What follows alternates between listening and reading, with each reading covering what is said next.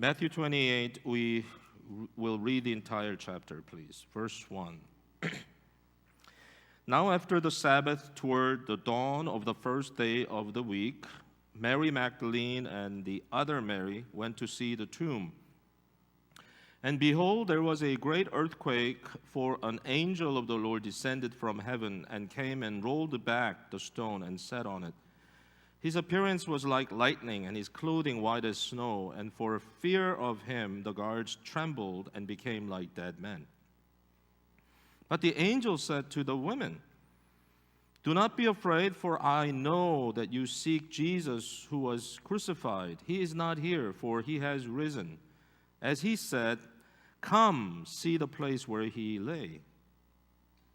Then go quickly and tell his disciples that he has risen from the dead, and behold, he is going before you to Galilee. There you will see him. See, I have told you."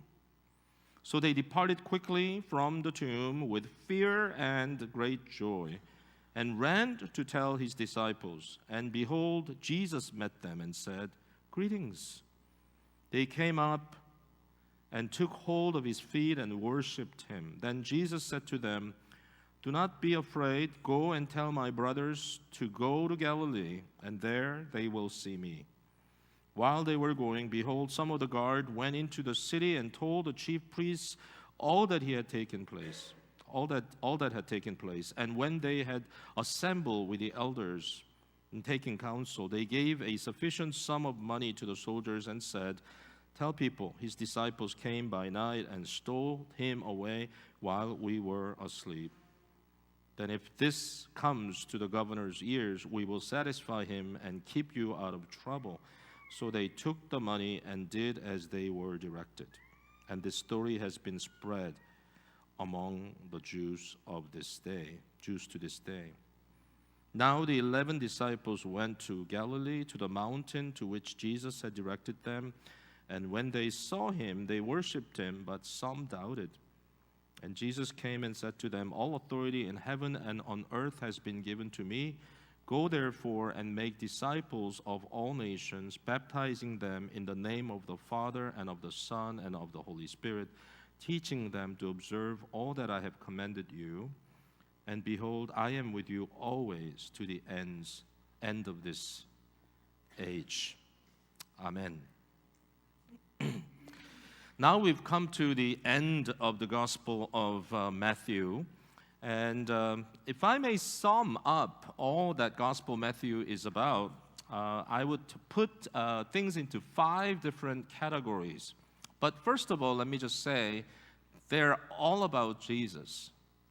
All these categories are talking about who Jesus is. So I would say Matthew, most of all, in fact, this is what it is. It's about who Jesus is. So Matthew tries to tell the people, you and me, for generations and generations, not just the ones who heard him testify when this was first written, but throughout the generations. The purpose of this gospel is to say Jesus is who he is. What about Jesus? And I would say there are at least 5 different things that Matthew tries to highlight. First is that Jesus of Nazareth, the man brought up in a humble upbringing in a very little town of Nazareth in Galilee, he's actually the man incarnate of God. In other words, God became man in Jesus Christ. A very historical figure who actually people could touch and hold and see and just walk with and even sleep alongside. This man is not only just in a broad sense a son of God, but this man is the Son of God who became man. He is God became man. So that is contained primarily in chapter 1 to chapter 3. So that would be the introduction part of this gospel. And then the second part is actually the majority of the gospel. It's from chapter 4 down to chapter, I would say, 25. And it basically talks about what Jesus did. that Jesus Christ, like I said, Christ, is the one who came as the anointed king, who came as the anointed prophet, he came as the anointed priest. By the way, these three things are the representative offices that God has established for his people. In the Old Testament, yes, you did have kings, you did have prophets, you did have priests, but they were all pointing to the ultimate king, one king, ultimate prophet, the prophet. They were all pointing to that ultimate priest, the great high priest, Jesus. And Matthew, quoting just numerous Old Testament texts, will continue to testify that Jesus is indeed that king, that prophet, and that priest. I could go into it more, but for the sake of time, I must just go on, okay? Just hopefully we could study more as time comes. And then Matthew says, and this might be really a huge climax in his story, is that this Jesus is the one who was nailed to the cross and actually died on that cross, and his death was an atonement. It was a substitution for our place. And Matthew understands the Old Testament really well. This whole idea of atonement, when you sin, when the sin becomes that division between you and God, how do you resolve it? God gave a preliminary method in the Old Testament of innocent sacrifice being taken to an altar, to be slayed and to be offered on the altar in your place. That life, that blood, that atones for your sin. And Matthew presents Jesus as that atonement for us. And for all of us who went through the week of Passion this past week, and I had the privilege of teaching every morning at 6 o'clock, and I studied with our congregation who showed up, quite a number of them actually, all through chapter 27. But I would say chapter 26 and chapters 27 of Matthew talks about this Jesus as the atonement for sin.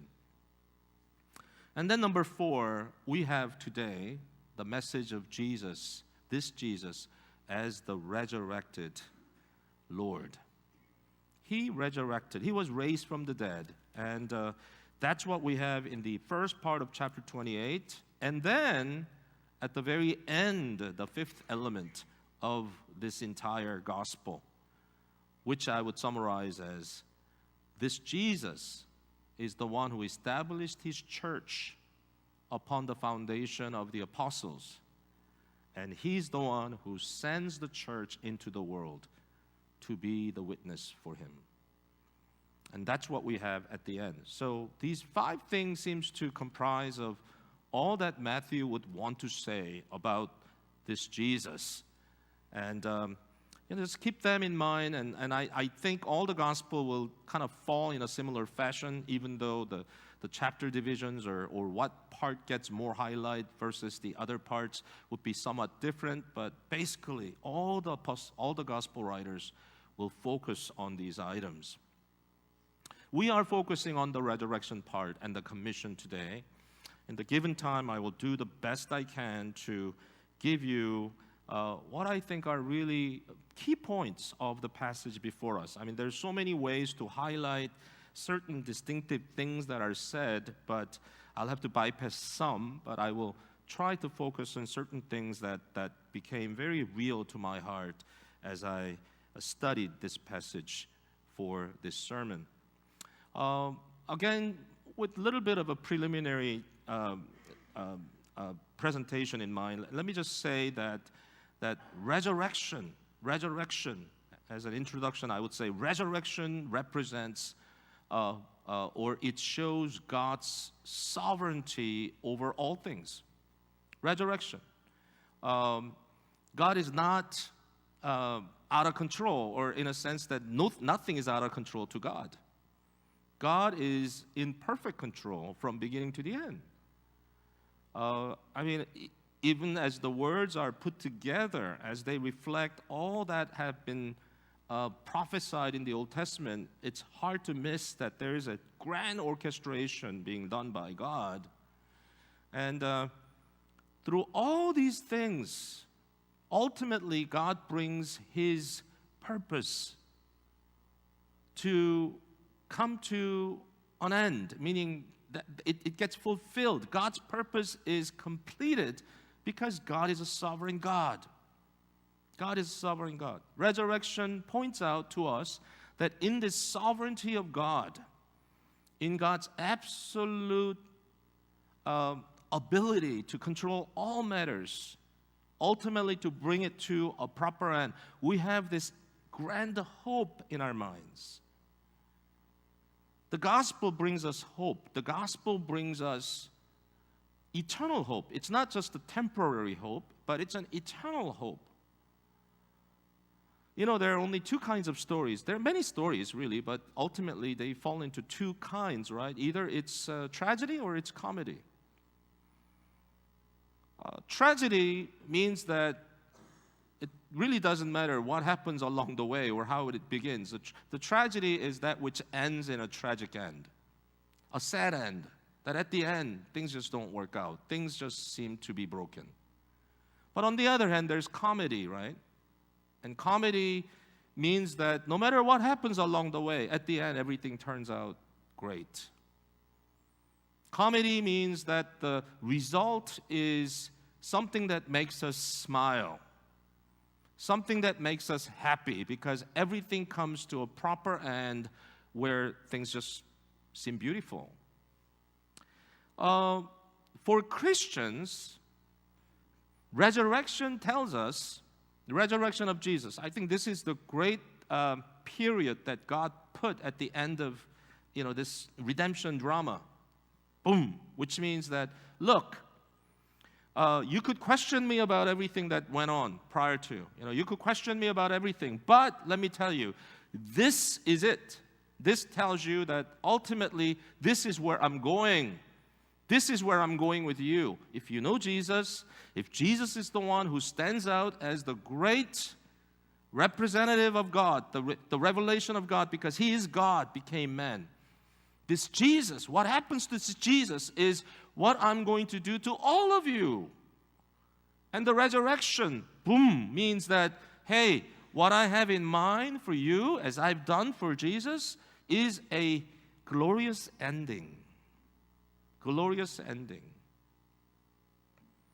We may have all kinds of questions about things that are going on. Maybe you're in the midst of a very, very difficult processing time of hardships in life.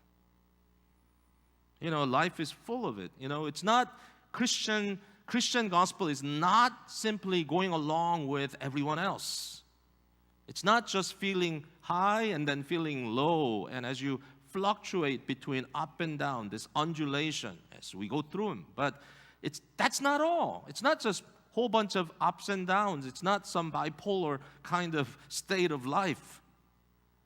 But what we anchor our lives on, whether it's a high time or low time, is this promise that at the end, God's will be done. And His desire for us is not tragedy, but it's ultimately a divine comedy.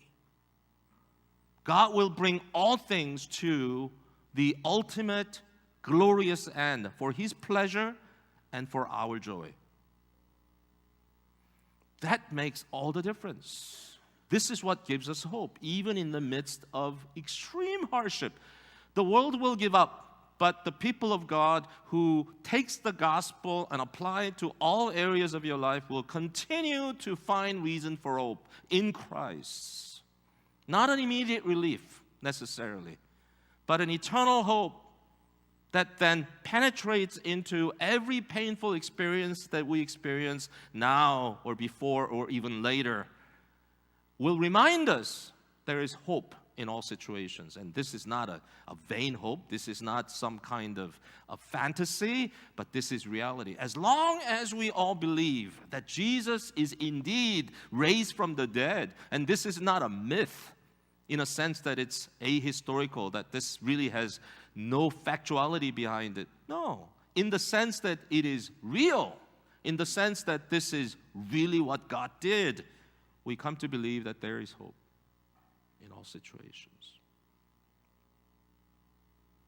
That's what we celebrate every Sunday. I like the way it begins, chapter 28. Now after the Sabbath, toward the dawn of the first day of the week. Very specific, right? I found out that as I studied the Gospel of Matthew, the time designation is very significant. Very significant. For example, chapter 27, verse 58 begins with the words, when it was evening. When it was evening, when the sun was setting. It's real description of what was going on at that time, but I think that designation doesn't have to be there. Yet it's there because it says more than just simply this is that time of the day. It means there's something going on that represents the meaning of what an evening is when the sun goes down. But anyway, now sun is about to come up, right? But here we have in chapter 28, a day after the Sabbath. But before that day actually began, right? That's the designation. It's before the dawn of the first day of the week, which would be Sunday. I love the fact that it's placed there because the intention, I think, is very clear, okay? God is the God of creation, is He? God is God of the first creation. Genesis chapter 1, when God created the world, represented by 6 days. And on the seventh day, the Sabbath, yes, what does Sabbath mean? Sabbath means it's the first full day after the completion of the first creation. And on the Sabbath day, God shows that He is the King. He reigns. The heaven is His throne. The earth is His footstool. And all people are aligned to His kingship. The great harmony of the world in joyful, harmonious coexistence under the authority of God. Garden of Eden represents that acutely. Unfortunately, as you know what happens in chapter 3. But that's the scene, right? Sabbath means God is in control of the whole creation. And as long as you come participate in His Sabbath, you align yourself with what God is doing in your life. But that's the Old Testament church. The Old Testament saints worshiped on Sabbath, on Saturday. But we worship now God on Sunday. This is not arbitrary. People have said, why don't we worship on Saturday? And some churches actually try to accommodate people's busy schedule by taking it to Saturday night, perhaps, when you have little more leisurely time. Maybe that's when you should come to worship. Why not? Well, in a practical sense, if it is totally impossible to worship on Sunday, we may worship on an alternative day. But that is not the regular message, though. Why do I think it's important? Because it's designation as we imbue or we place a theological meaning to it because it's represented in the Scripture. What's happening? Jesus rose from the dead. Jesus rose from the dead. The resurrection is the new creation. Resurrection of Jesus is the new creation. It's the ultimate creation. What God shows to us in resurrection is that, what? First creation was not the goal. Adam and Eve, as they were created, even in their innocent state, before they fell, yes, they must have been in some glorious form. Yet that was not the end. That was only a preview of the ultimate glory that is to come. Jesus Christ is the Adam. He is the better Adam. In fact, He is what Adam was supposed to be and was not or could not. But Jesus is the new creation par excellence. That's what Jesus is. Creation, but so much better. You can't compare. The body of Jesus, glorified body, is not merely a body made by earth, had life breathed into it, and somehow became a living being. Yeah, it was beautiful. Yet, there's something much more. This Jesus, gloriously resurrected, a new life. This is a beautiful time. I mean, I just can't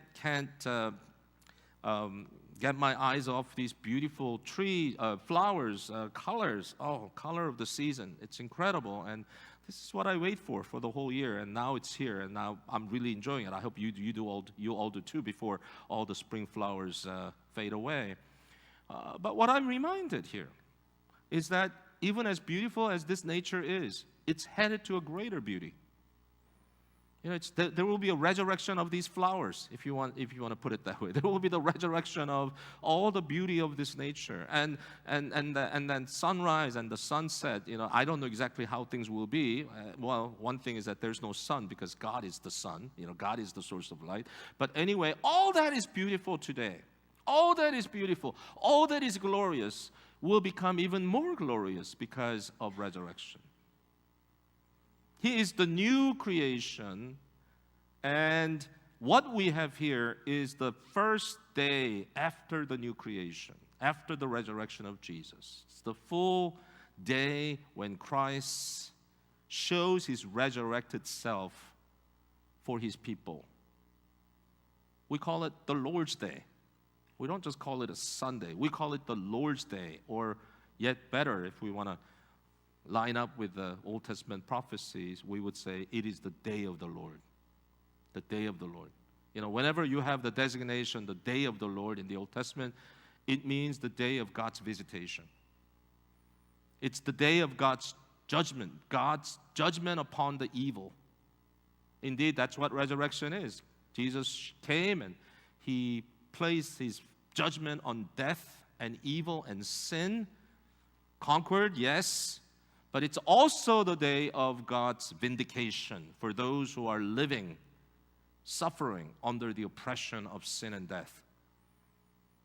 We do no longer fear death in the way that others might fear death, or what we were doing before we met Christ as we fear death itself. But now the death is judged and we are vindicated because resurrection is the reality that we see. That's what the glorious day is, the day of resurrection, or the full day following the resurrection, I would say.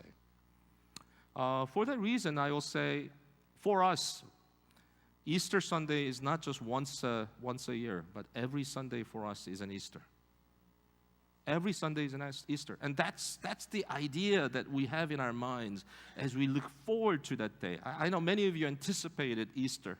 For some of you, it's the Easter break. I know that there are families who are gone this week because they've gone on Easter break trip away with the family and look forward to it as a yearly event. But I'll tell you what, for Christians, Resurrection Day is a weekly event. And we worship.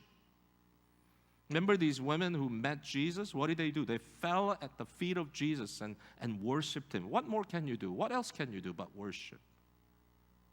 This promise that all things will be brought to justice, that all things will be brought to a complete restoration or healing. You may be struggling with all your things, but if you believe in the resurrection of Jesus, I will tell you, brothers and sisters, please remember this. You bring faith to all your situations. And you let God do that which he's done to Jesus. Lord, don't leave me as I am, because this is not the goal that you have in mind. You're going to take me to resurrection glory. And we are here because we believe that it's already done to Jesus. And we believe in faith that in Christ, in a sense that we are already risen from the dead. Let's look at a few things and glean some important points for us.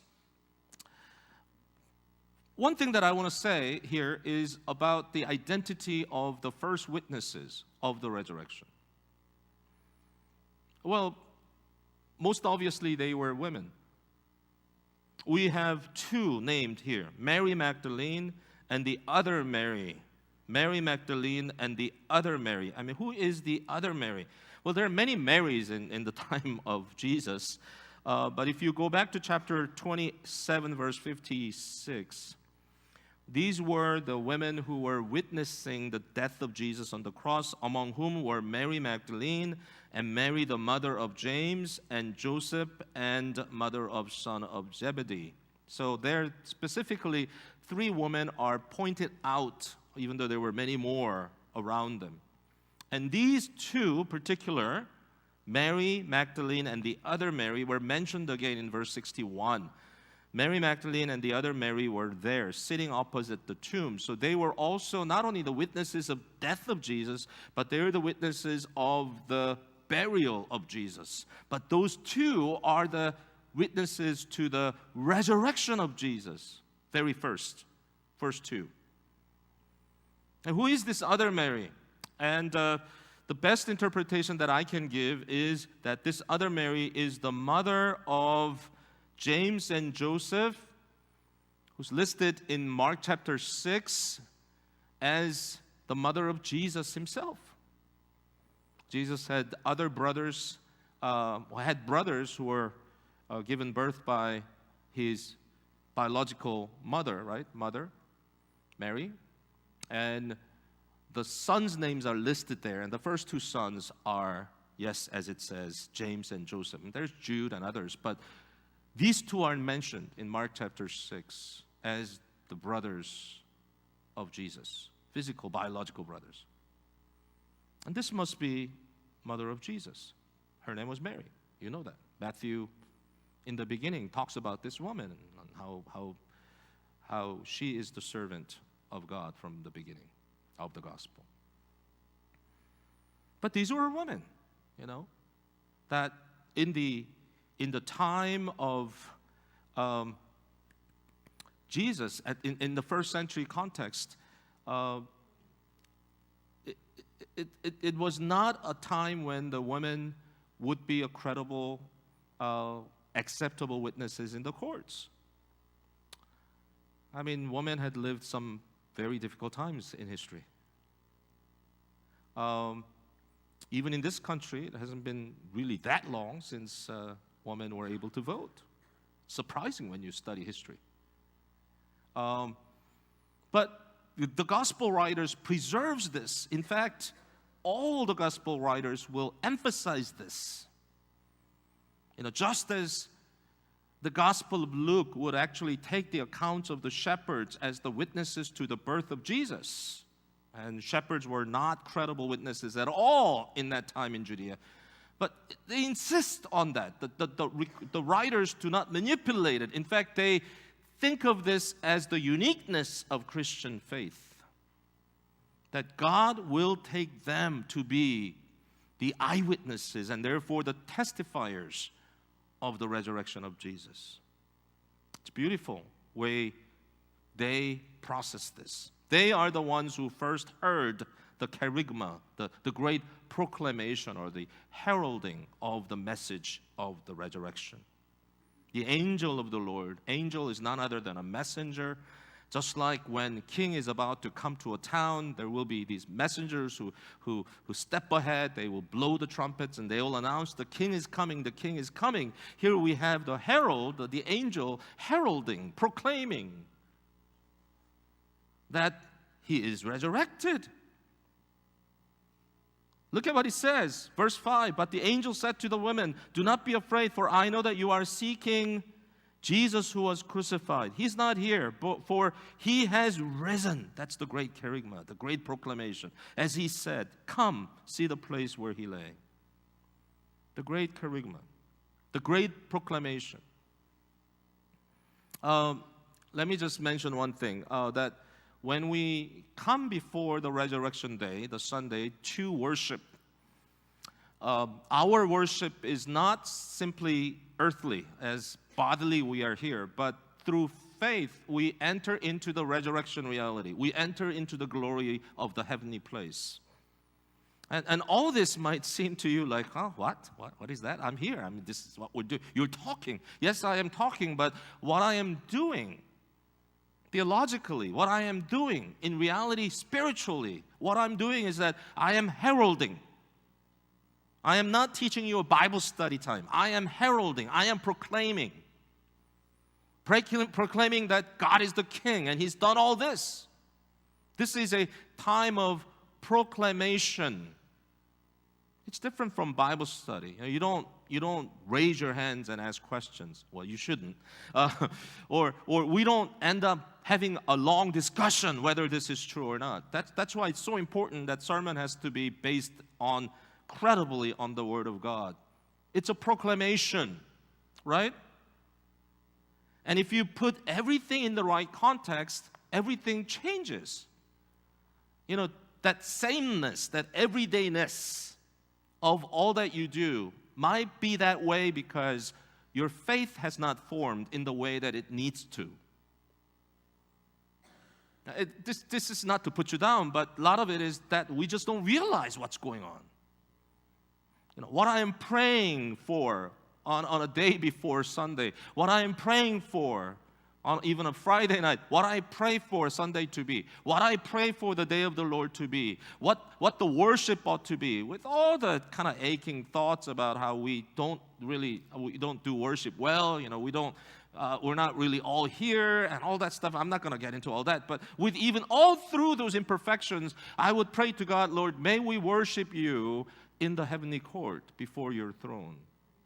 And when the word is proclaimed, let it not be sort of met with half-heartedness. Let it not be met with just mundane curiosity, but let it be met with a divine anticipation, or anticipation of the divine, I should say. Look at what happens to these women. They were told by the angel, and verse 8 says, so they departed quickly from the tomb with fear and great joy. Fear and joy. Aren't they completely contradictory feelings? Fear on one hand, awe. On the other hand, a great joy. Awe and joy. There's a very impressive work done by this scholar, right? This researcher. I don't know what to call him, a sociologist, psychologist, religion study. I don't know what to call him, but there's this man named Rudolf Otto, early 20th century. This man actually has written a number of things, and the thing that he did is he researched what it means to experience this mystery of faith, this mystery of the other reality. What he called a luminous. In history of mankind, there's all these experience of luminous that's written out in some records form, and people who have experienced faith or religion seem to be saying a lot of it is the same thing. And what he ended up emphasizing is that whenever people meet this reality called the luminous, what happens is that there is a sense of terror and also a sense of great joy. I don't know how else to put it, but it'll be something like, on one hand, there is this fear, there's a dread, there's this awe on one hand. On the other hand, there's this irresistible attraction. There's a sense of joy. And why is that? It's because you're not simply hearing information. You're not simply trying to conjure up some kind of emotion out of you. It's not somehow you're just participating in the ritual of things. If worship to be authentic worship of the resurrected Jesus, with a faith in God and what He's doing as He calls us to worship. In the beginning, there's a call to worship. And as we rise to sing and confess our faith, what is going on here? We're standing before the reality of the risen Jesus, who said, I'll be with you to the ends of the earth. This Jesus is the reality. So worship happens with the anticipation of the reality of God that we encounter. It's not just the information. However, this encounter happens through these means. Words communicated, words read and spoken. It happens through what? Holy affection that rises from you. As Jonathan Edwards would say, the Spirit works in us and He gives faith, and what ends up happening in us is that we have this holy affection, this not just feeling. It's the whole heart responding wholeheartedly, excitedly, maybe with awe, maybe with dread, but also with this joy, responding. And also there's that whole ritual aspect to it. But ultimately, the real reality, the reality that we seek, is encountering the risen Jesus. I pray that you encounter risen Jesus today. The way you do it is through faith.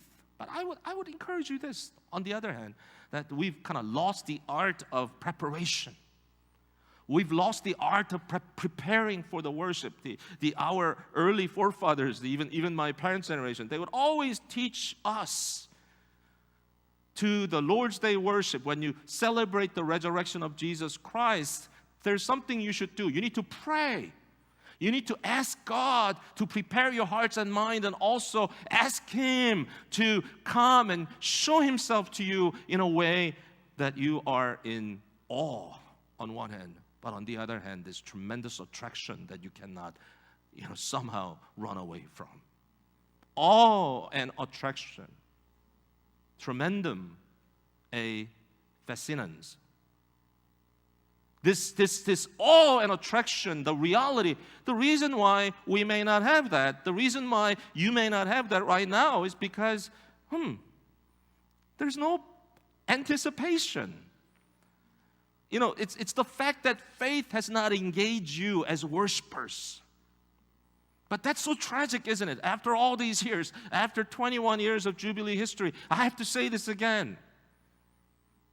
Worship, you walk in and walk out as if there's nothing that's going to happen. What, you did come to worship Jesus, no? You did come to worship the resurrected Lord. Isn't this the Resurrection Sunday? Not just once a year, but every week. It's important that we come preparing in prayer. Why? Because this is God's doing. It's God's sovereignty. We need to pray to God. God, please show up in my life because I'm desperate. You need Christ. You need the gospel to work in your heart. Something about the anticipation of the reality of the resurrected Jesus. This is not just some historical inquiry per se. Yes, there's history to it. I believe in factuality of resurrection. That's the reason why I'm saying what I'm saying today. There's the anticipation of the experience of that resurrected Jesus as a living reality today. You do that as we worship that Lord. It's got to be more than that, but that's really important. We're out of time, but it's so amazing. There are like a million other things I want to say.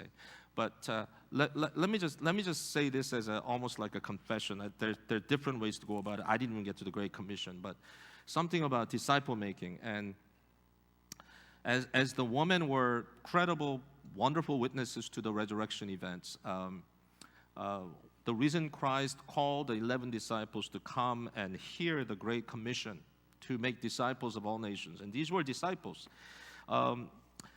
Matthew makes it very clear that Jesus intended to build His church, not my church, your church, but it's His church, build His church upon the foundation of the confessing apostles. And now we have 11, right? 11 left, but this is not only about them. This is what's going to happen through them and will expand. So there will be others. There will be Matthias in chapter 1 of Acts, and then a few chapters later in chapter 9, you will have Paul of Tarsus joining, and then ultimately all of us join in this movement of discipleship to Christ.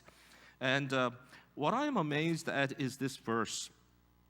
If you will just come to it with me, verse 16. Now the 11 disciples went to Galilee to the mountain to which Jesus had directed them. And when they saw Him, they worshipped Him, but some doubted.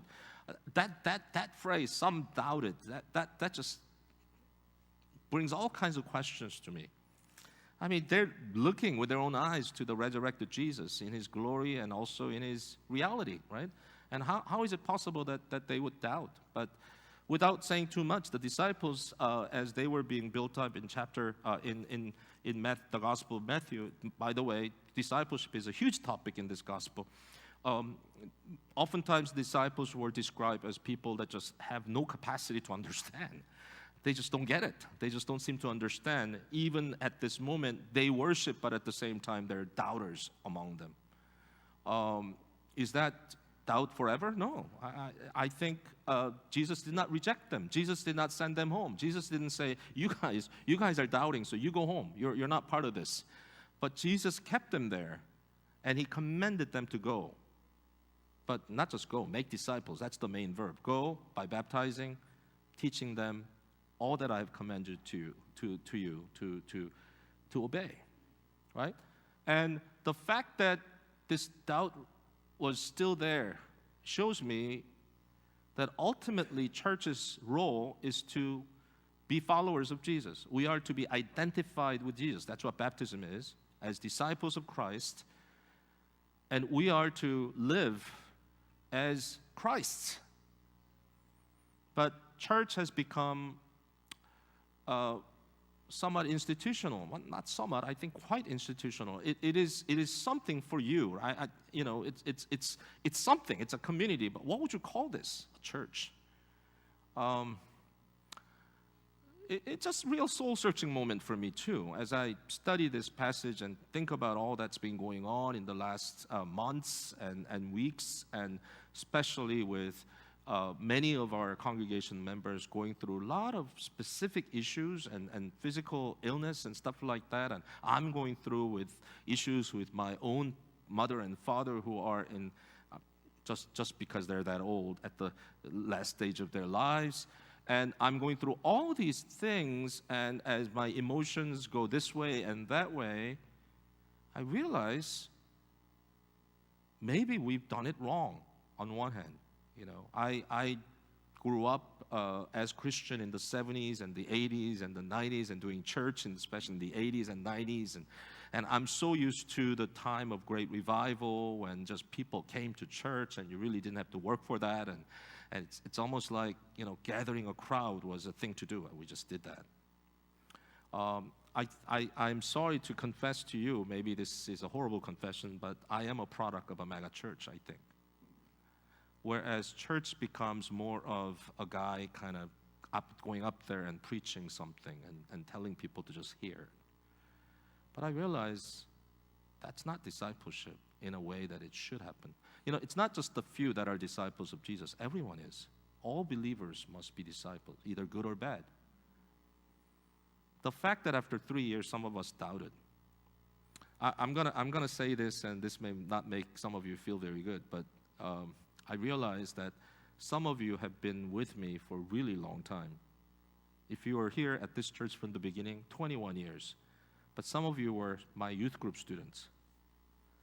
My goodness, I'm looking at one right here, and I'm thinking like, I've known you for ages. 30 years. More than 30 years. And after all these years, I love you all. I love you. Really, I love you. But on the other hand, how much have you grown spiritually because you've been with me this long? And I feel like, that's a tough one. I'm not going self-pity here. I'm just saying reality.